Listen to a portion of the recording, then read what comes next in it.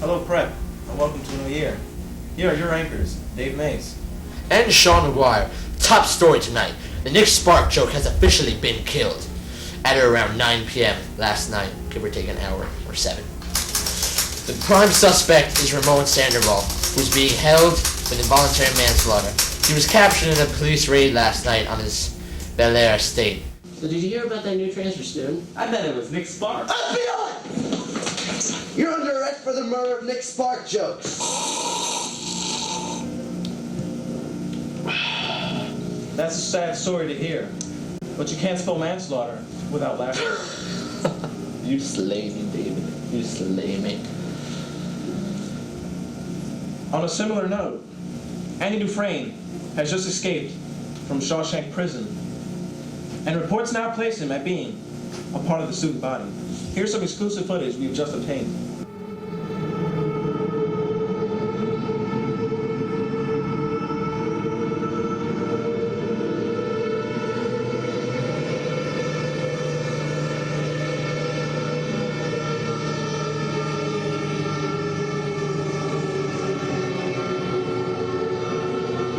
Dufresne should be considered extremely dangerous and armed. You mean armed with good looks and incredible emotional range?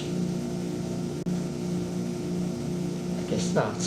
Well, everyone's a critic. Coming up, new teacher features, Mr. Morris documentary, the man behind the goatee, a report on Friday's recent football success, Mace!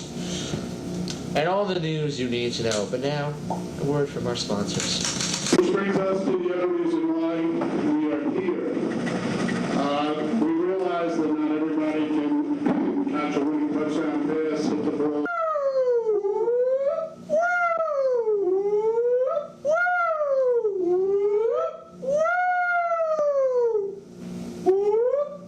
Now back to the news. And now for our first feature story, a documentary on Mr. Morse, the man, the myth, the goatee. This is part 1 of a new series documenting new staff changes here at Prep over the past few years, which there have been quite a few. We all know that Mr. Morse arrived here at Prep in 2004, just a simple, down-on-his-luck religion teacher, but then quickly rose through the trenches to become Dean of Students, replacing Mr. Morse so they could return to his first true love and passion, teaching basic algebra to children. But what of the man before his arrival at Prep? What of the man behind the legend, behind the myth? The man whose heart is as solid as a rock, impenetrable as steel.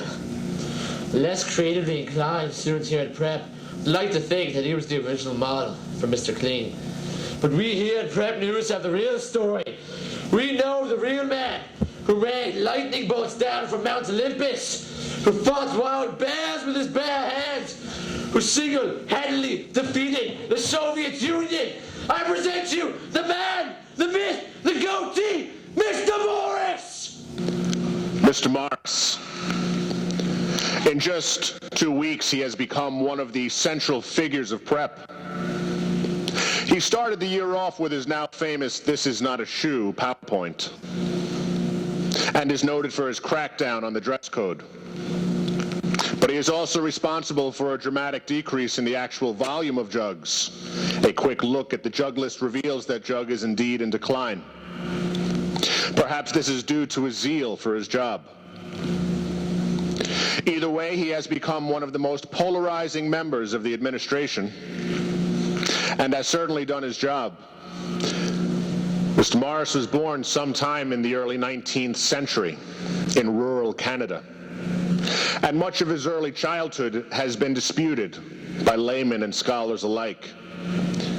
But it is generally agreed that his regenerative powers began to manifest themselves in his early teen years, and that he was raised by wolves. What we do know for certain, though, is that he was plucked out of his feral lifestyle by a secret branch of the Canadian military and used for human testing. His regenerative abilities made him a prime candidate for their Weapon X project. And during this process, adamantium was attached to his skeleton. However, the military deemed this project a failure and left the still young Mr. Morris for dead. But he was not dead. He spent the next century traveling the war, fighting in conflicts such as the Spanish Civil War and World War II. In the mid-'80s, he was hired by American military and Sylvester Stallone to lead a return trip into Vietnam to recover remaining American POWs. And his exploits were chronicled in the film Red Blood Part 2. Following this mission, he became a regular character on the show Walker, Texas Ranger, before coming prep in 2004. In his still short tenure as Dean of Students, Mr. Morris has recorded 17 confirmed kills. What's that? How many untucked shirts? Saints preserve us. Let's go! So when you're in the locker room, watch out, because you never know where Mr. Morris is going to be next.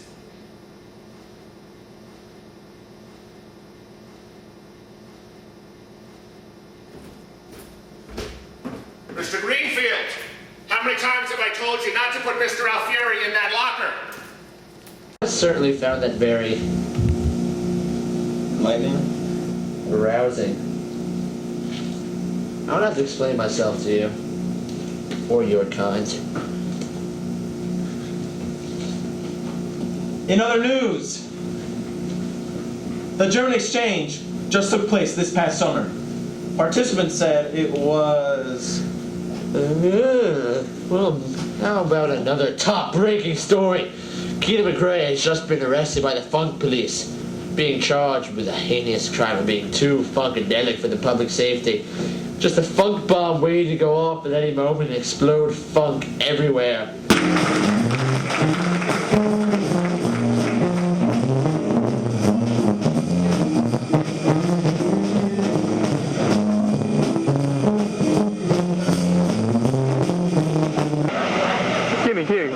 No comment! In this case, we can truly say Keenan funked himself. Bail is set at $1 billion gazillion dollars. All right, today we are interviewing 3 new teachers. Mr. Heffernan, Mr. Hurt, and Father Osardo. Who's that? Now, yes, I know this is technically Mr. Hurt's second year and also Mr. Heffernan's, but As bad as when I left last year, I guess. I don't know. I don't know what happened. This job is the worst thing that I've ever had happen. I was fine when I came here. Graduated from Harvard. Everything was great. I get here. My wife's left me. Got no money. I mean, I guess I'm lucky to have the job, but everything was fine before I got it. I don't know. It's fine. It's fine. No, I don't want to be in a movie. Leave me alone. Well, I've come back after 2 years in Nigeria, West Africa. I had a parish there. So they asked me to be alumni chaplain and trying to learn what exactly that would mean, all the way to help people with marriages, deaths, burial, visiting people in the hospital, also trying to help with retreats, etc.